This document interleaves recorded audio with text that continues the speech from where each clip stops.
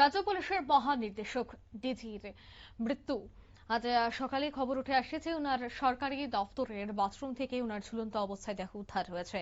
তারপরেই একে একে প্রত্যেকে ওনার সাথে ওনার এই খবর পেয়ে দেখা করতে চান। মূলত রাজ্য পুলিশের director general of police DGP Anurag তার দপ্তর থেকে তার দেহ উদ্ধার করা হয়েছে। তবে তার মৃত্যুর খবর পেয়ে কিন্তু একে একে প্রত্যেকেই উপস্থিত হয়েছেন। অন্যদিকে দেখা গেছে যে প্রাক্তন কেন্দ্রীয় প্রতিমন্ত্রী প্রতিমা ভৌমিক তিনিও কিন্তু সোজা চলে গেছেন ওনার বাসভবনে। পরিবার এবং পরিজনদের প্রতি তিনি সমবেদনা জ্ঞাপন করেছেন।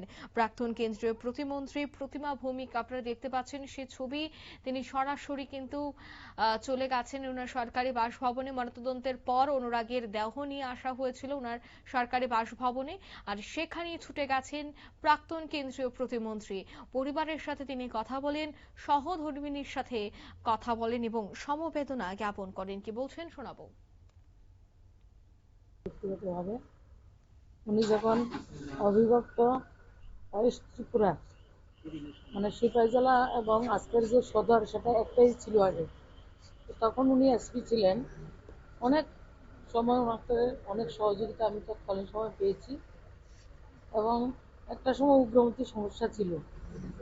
আমার খেয়াল আছে আমার এদিকে যে ইন্দুরিয়াতে একটা ঘটনা হয়েছিল 2000-এর দিকে, তখন উনি প্রায় 10-12 ঘন্টা আমরা একসঙ্গে ছিলাম।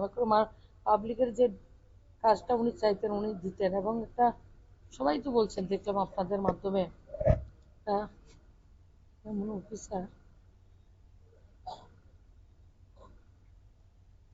বলার ভাষা নেই। ওনার পরিবারের যে ভগবান শক্তি দেব, ওনার যারা আত্মীয় পরিজন শুভানুধ্যায়ী রয়েছেন সবাইকে যাতে ভগবান শক্তি দেন এই যে কষ্টের মুহূর্ত সেটা থেকে উত্তরণের জন্য, এবং ওনার আত্মার সদ্গতি কামনা করি, সেটাই আর। যেহেতু আপনি প্রথম থেকে ওনাকে অনেক আগে থেকে ছিলেন, আজকে এই মানুষের মৃত্যুটা আপনার কতটুকু? দেখুন, আমি আমাকে থেকে বুঝতে পারছেন আমি ছিলাম না আগরতলা, আমি ছিলাম সোনামুড়ার দিকটাতে। শুনেছি তখন বিশ্বাস হয়নি তো এমন ঘটনা ঘটতে পারে।